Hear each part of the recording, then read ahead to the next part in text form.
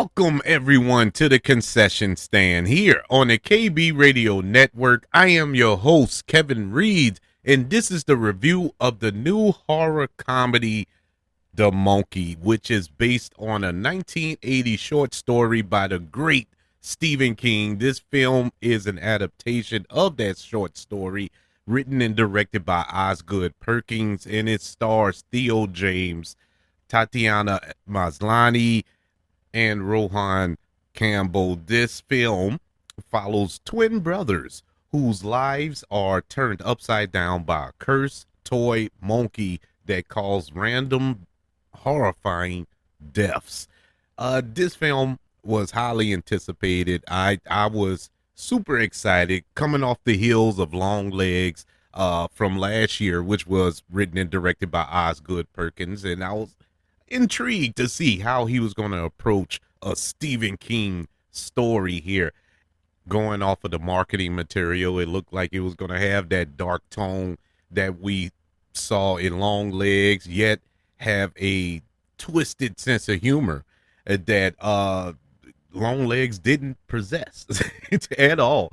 LongLegs was very stoic. It was a straightforward film, but this film promised more comedy, and I'm here for that. I love a good horror comedy, and that's a different approach when we look at Stephen King adaptations in the past, trying to take it too serious and now kind of poke fun at yourself here. That was a different approach that I was looking forward to.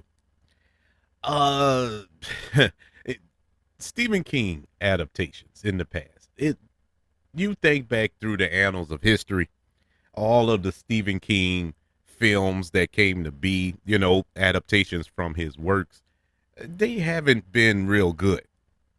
You can probably count on, I'm gonna say, two hands, and there's a lot of Stephen King adaptations, so two hands is not a lot. I don't think you get a full two hands of good Stephen King adaptations. Very few and far between. And so, looking at it out of that lens, it's not surprising that the monkey just didn't land. It wasn't good. To put it plainly, this was not good.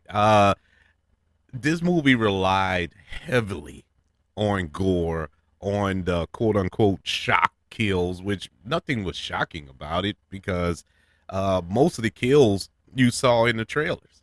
You didn't see the full outcome of the kills, and all of his bloody gory, but uh, you knew what was happening in the trailer. And that's not to say that the trailer ruined it. I don't think it still would have helped this film, not going into it blind. This movie was a bad Final Destination adaptation. This, or installment in that franchise. This was just a bad version of Final Destination, in my humble opinion.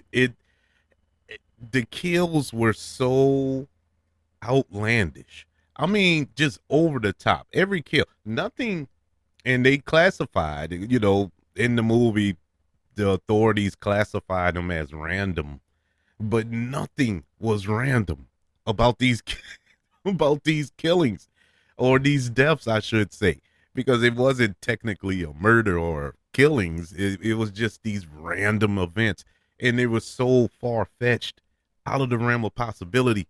I- They just found different ways to kill people, and that was pretty much the selling point on this movie. Let's find a new way to kill this person. Oh, let's do it like this. Let's use a harpoon that retracts. Okay, let's use let's use a for sale sign in your front yard to decapitate somebody. All right, let's do that. It was just random stuff, and it could have worked if the story was tight, and there was no tight story here. Osgood Perkins, who, in case you don't know, he's the son of Anthony Perkins. And if you don't know who Anthony Perkins is, he's Norman. He's Norman Bates. Yes, from Psycho, the actor who portrayed Norman Bates. This is his son, who is, I guess, carrying on the mantle in the horror genre. And Longlegs was such a good film, such a good film. Yeah, it had its problems, but I thought it was a breath of fresh air in the horror genre. I don't know what was going on in this movie. I don't. This was just bad all around. The writing was bad. The comedy didn't land. I didn't laugh but one time in this entire film. Once, and it was the very last shot of the movie. I'm not going to spoil it, in case you want to go see it. But whenever you see it, or if you have seen it, you know what I'm talking about. It was the very last shot of the movie. I laughed. I mean, just outburst. It was like a hearty laugh, stomach laugh. And I'm like, man, why the rest of the movie couldn't be like that?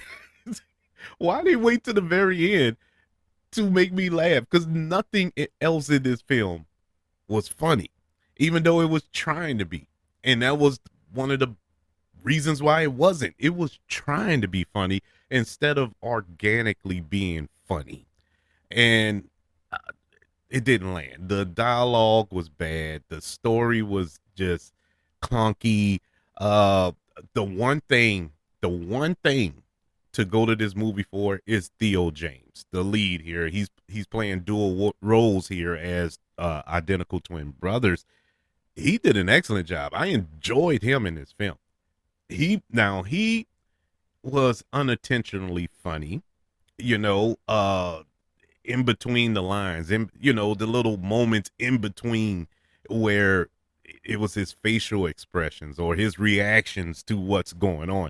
That was kind of humorous, but it took too long to get to him for one, because we had to get the origin story, which was fun.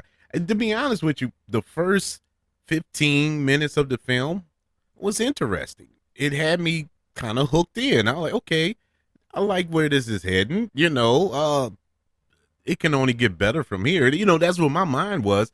It wasn't horrible. I was willing to tolerate it. But after that, after the opening act, I would say the whole first act of the film, it just went downhill from there. And once we get that flash forward into time where we are in present time, I suppose, it really just went off the rails. That's when all of the randomness started taking place, all of these just deaths just popping up all over the place. In this one specific town, it was like 3 to 4 deaths a day, just crazy random deaths a day. And the locals are like, oh, it happens. It was just silly. And it got so ridiculous that we didn't even see all this. We're being told this. That's how unaspiring this screenplay was. It it was just a waste of time, and it just felt like a waste of time. Then we get to the end of the movie, to the final climax of the movie. Something happened in the final climax involving this toy monkey that was really interesting. That was really cool, but it was never explained. It was never set up. It just happened, and that was it. That was it. you know, they didn't address it.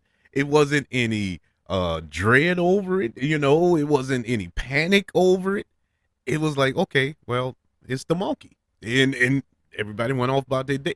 It was a extinction level event that took place, and nobody blinked. It was like, well, the monkey do what the monkey do. It was so passe, and I'm like, no, man, we need to address this. But no, it was nothing addressed. It was just, I don't know. This was very frustrating. I was so disappointed with this film. I had some high hopes about this movie. I wasn't expecting the greatest horror film of all time, but I was expecting, you know, a, a 90-minute turn your brain off horror film. Uh, that's easy. Well, I say easy, but you know what I'm saying. That's that pops up all the time. We just saw one in Heart Eyes, just a random little horror film, and it was good. You know, it wasn't great by no stretch of the imagination, but it was entertaining. This movie failed to entertain, it failed to inspire, it failed to even, you know, gross you out or scare you or even creep you out. The monkey is creepy looking, but other than that, there's nothing about this that screams horror. This just it was just random deaths happening all around, and voila, that's the movie. You seen the trailer, you seen the movie, you know what it is. But yeah, this was not a good showing from Osgood Perkins and James Wan. James Wan produced this movie.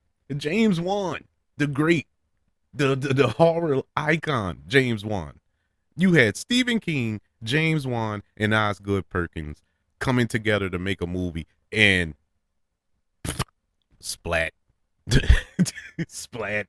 It was horrible, man. I can't begin to express my feelings. It's hard to put them in words, really. I'm just very disappointed with this movie, but I'm not gonna throw the baby out with the bathwater. I still have a lot of hope in Osgood Perkins because I think he's a fairly good director.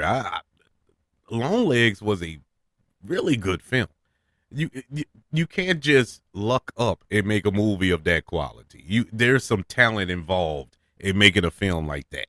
And so I'm not going to throw him out with the bathwater because this movie didn't land. I'm just hoping and praying that his next go around, his next film can bounce back from this. But in the meantime, The Monkey, which is currently in theaters, gets a letter grade of a D plus. Yeah, yeah, yeah. It hurt my heart. Then this movie really hurt my heart, boy. I had a lot of high hopes for it. Maybe that's my fault. Maybe I put too much expectation on this film. I don't know. But regardless, it it was a poo fest. But I would love to know, what did you think of The Monkey? Did you go check it out, or are you waiting around to see it pop up on streaming somewhere in a couple of weeks or whatever? Because I can pretty much guarantee it'll it'll be on demand in a few weeks. This was it'll probably play better then. If I watch it again once it comes on one of these streaming services or something later on this year, I will probably appreciate it more. But this did not belong in a theater. Nah, nah. But I would love to know your thoughts. Email the show, kbradiopodcast@gmail.com. You can also search for the show on all social media platforms. Just search for the KB Radio Network. Don't forget, subscribe to the KB Radio Network channel on YouTube, ladies and gentlemen, and like this video if you don't mind. Don't forget about the 5 stars, the reviews, and sharing this show if you're listening on Apple Podcasts, Spotify, iHeartRadio, wherever you are currently listening to the concession stand here on the KB Radio Network. Everybody, thank you for joining me for this review of The Monkey. I want you all to know that I love you, continue to love everyone, and until we speak again, you all be blessed.